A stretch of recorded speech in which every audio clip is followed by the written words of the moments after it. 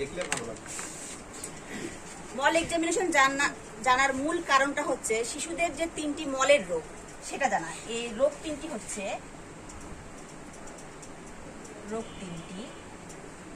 1 number হচ্ছে শিশুদের অজীর্ণ, dyspepsia, অজীর্ণ বা বদহজম, বানানটা লিখতে পারবো না। ঠিক আছে।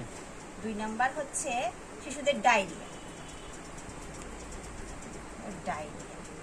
উদাহরণ নাকি? হ্যাঁ। 3 নাম্বার হচ্ছে আমাশয়,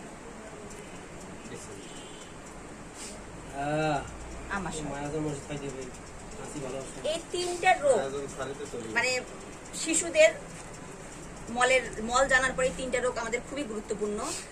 আমরা এই 3টা রোগের আমরা চিকিৎসা করতে পারবো মল এক্সামিনেশন দেখে অতি দ্রুত। এই কলেরা ব্যাপারটা কি আসছে? ওটাই এখন